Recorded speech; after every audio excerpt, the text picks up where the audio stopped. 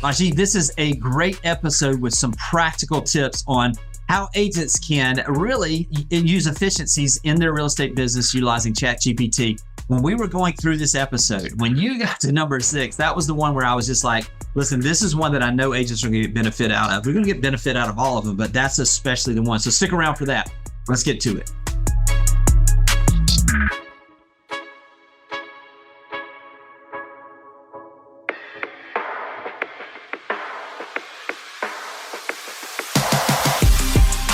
Welcome to Real Estate AI Flash, the podcast dedicated to real estate professionals to demystify AI and give you practical strategies that you can apply to your business today.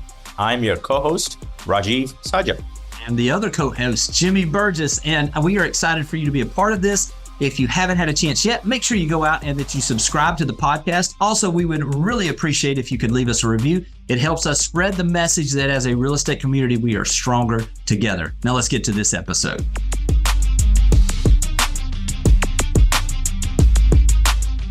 Welcome to another episode of Real Estate AI Flash that is dedicated to real estate professionals to advance their career with AI. Well, Jimmy, this episode I'm really excited about because I've heard the 2023 word of the year for dictionary.com, which is hallucinate. Well, you and I know hallucinate is not necessarily a new word, but it's become immensely popular in 2023 because people have started to use Chat GPT, not really knowing how to use it. And it hallucinates, it lies with confidence. So this episode is dedicated to minimize all of that, to give you some guidance on it. And we're going to talk about 8 things. Jimmy and I are going to go back and forth on talking about 8 things we believe are key factors to consider for better prompting. And I'm going to just say this before I kind of kick it off to Jimmy here, is that I've always felt ChatGPT or any AI tool you use as an untrained employee. And today, think of this as day one orientation for your employee. And garbage in, garbage out. We've heard that analogy. And you know, Jimmy, I looked up on LinkedIn the other day. Prompt engineering is one of the hot jobs for people to apply for. Now, there's a lot more to prompt engineering than you and I are prompting ChatGPT with. And we've done a whole episode that people should listen to, which talks about the 4 Ps and the REAIF Foundation. But today we're going to give them key factors that they can apply going into anything AI. So we're talking about 8 factors, and stay tuned for all 8 because they're really good ones for all of them. So let's dive in, Jimmy, for 1 on your mind. What do you think is the first one for you? Well, even Rajeev, before I get to that, I mean, hallucination today is different than it was maybe in the 60s or in the 70s. Do you know what I mean? So I don't know which one is worse, but listen, what we're going to do is try to give some opportunities for people to really get some practical ways they can add these arrows, so to speak, to their quiver to help them build their businesses. So I'm going to start with number 1 is just be specific and clear.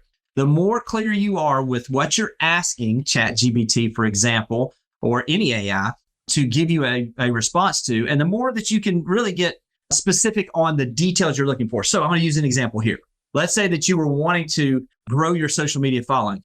Instead of just asking it to give me the steps to grow my social media following, ask it specifically. Instagram, ask it on LinkedIn, ask it specifically. When you're asking it to do certain things, make sure that you're asking it to give you the targeted audience. Just who is it that you're working with? And the more specific and clear you can become with these prompts that you're making, the better the information. Just like what you said, Rajeev. It is garbage in, garbage out. Well, the better the input is, and the more specific and clear it is, the more specific and clear the output is going to be. So start by making sure that you're going to be very specific and clear would be number 1, in my opinion.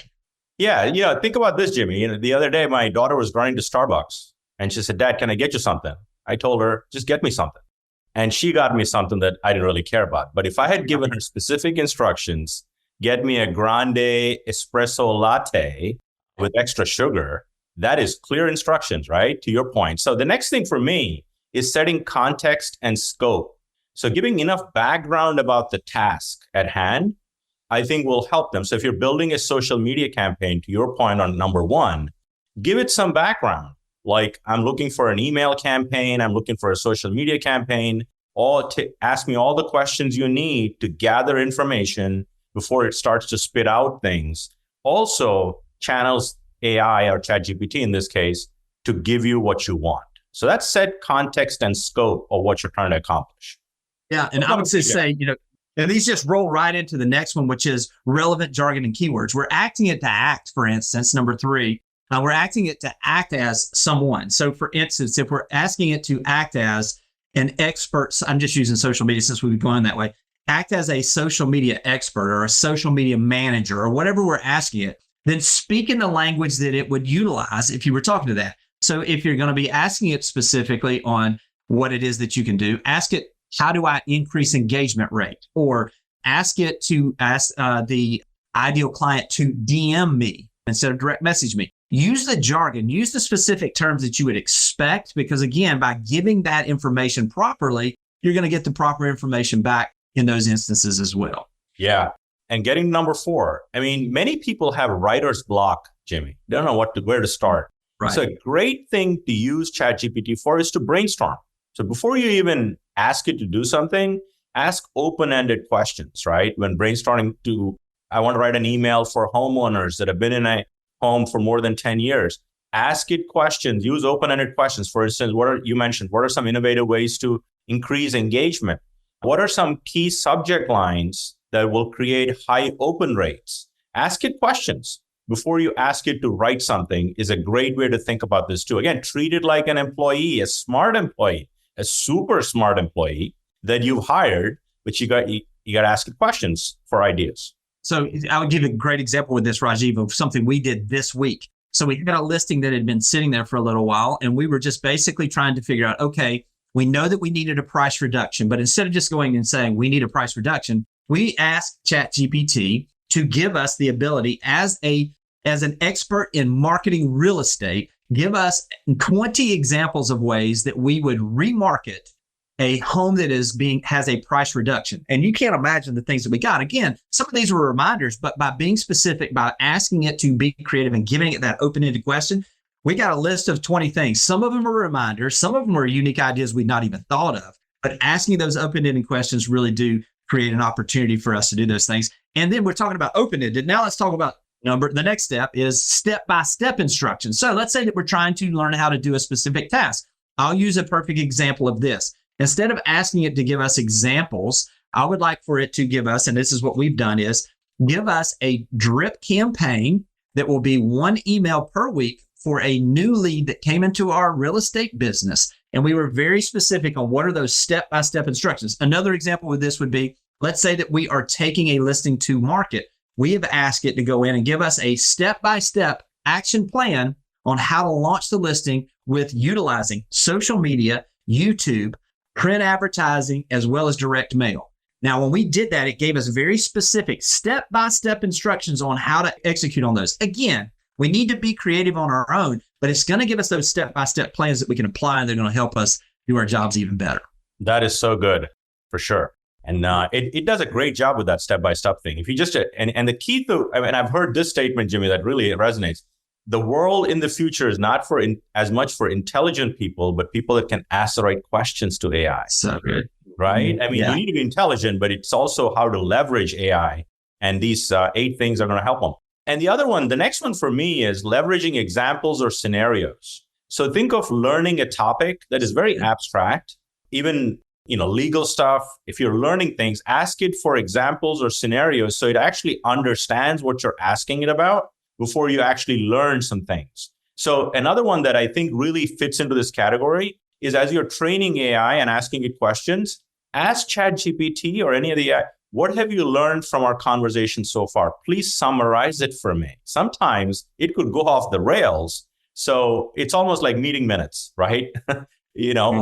Where are you now? Let's kind of summarize before you kind of move forward. So that also helps as well. Yeah, to me, that's probably one of the best points is when we're leveraging those examples, some of those scenarios, and we're doing some of those things, that really gives us the ability to expand on what we're doing, which leads right into number 7, which is to seek clarifications and follow-ups. So for me, a lot of times, and we've talked about this, I think in the past is like when you ask, I'm going to use this as an example, when you've asked Chat GPT to give you a listing description, for instance, go back and ask it again to write that and way that I've always done it is, this is great.